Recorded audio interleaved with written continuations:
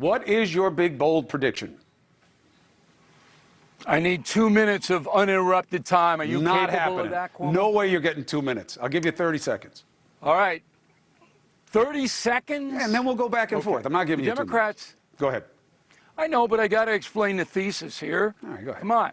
Democrats lost the midterms when Joe Biden, with an ice cream cone in Portland, Oregon, told a reporter the economy is strong as hell. That was it. That was the defining moment in this election, where independent Americans said, economy's not strong as hell. Stock market's down 3,000 points in 2.5 months. Stock market's Wall Street's not Main Street. Doesn't matter. That's equity. That's people's 401ks. We're talking voters now, real human beings. Except so look, a lot of people have 401ks, but a lot of people don't. Continue. All right, Cuomo, you're going to let me get this out? I'm trying to go point by point. Marie Antoinette applauded. You remember Marie Antoinette, yes. right? Let him eat cake. Yeah. There's Biden with the ice cream that he didn't pay for, by the way. I paid for that ice cream. So anyway, then he says, you know, that student debt forgiveness was passed by Congress. No, it wasn't. It's an executive order. Mm-hmm.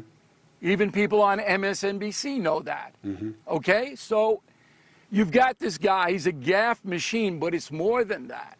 He's so detached from problem solving. In order to solve the problem, you have to acknowledge the problem.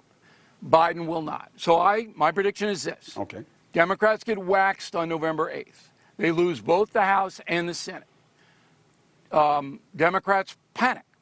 We can't go into the 24 presidential with Biden. So Biden resigns somewhere down the line for health reasons. That would mean Kamala, she can't run, but she's a better placeholder than Biden, who is digging deeper and deeper and deeper into the morass. Okay, go ahead. Do you believe that? Do I believe it? Yeah. Do you believe that that's going to happen, like that there's any chance that it's going to happen? I believe that could happen. That's what I would never say it. It's speculation, obviously. But do you believe that it even puts its big toe into the world of probability versus possibility? If they get slaughtered, they being the Democrats, yeah. I do.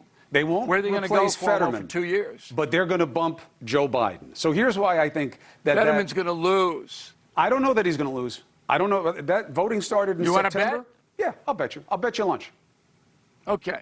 I think I got 2 lunches now. I don't want lunch with you. I'll bet you $100 to Habitat for Humanity. You know, people are going to think you don't like me if you keep talking to me like this, Bill. And you're going to hurt my feelings. Both You're the greatest. Hot and cold. You are the greatest. Now let's talk about why I don't think it happens. Because I don't know that your narrative about the economy wins out. I think Biden has a case to make. I don't think he's made it well. Yeah, but sure. Look, there's been a lot more job creation. You got unemployment low. Inflation is much more complicated than you guys make it. And if you needed any indication of that, we're selling so much natural gas right now to Europe that their stockpiles are filled. So this is about profit taking on the corporate side as much as it is about any misfeasance or malfeasance by government. And that said, Joe Biden did screw up by not getting the Fed to act sooner. There's no question about that. But he's got a story to tell. He's got a job story to tell. He's got an unemployment story to tell. And he's got the fact that he can't get things done because the Republicans won't let him. Cuomo, even if he had a story to tell, which he doesn't, he couldn't tell it, okay? Because he doesn't know what's going on. Real wages in this country are down 4%, okay? Everybody's suffering at the grocery store and the gas pumps. True. You think people are stupid? All right? 2 years ago, this was the most vibrant economy on earth, and now working people are suffering. So you can make any theoretical argument you want. You can bring in every pinhead from Princeton to tell you, oh, yeah. But the folks have to pay $75% more for turkey. For turkey, Cuomo, 75% more than they did last year. Okay? Yeah. So it's over. I just think that he can make... Now the Democrats got to say, what do we do now? I think the answer to that question could be make the case of whom to blame for the prices going up. Thanks for watching. Go to newsnationnow.com to find News Nation on your television provider. And don't forget to subscribe. Click the red button to get more of News Nation's fact-driven, unbiased coverage.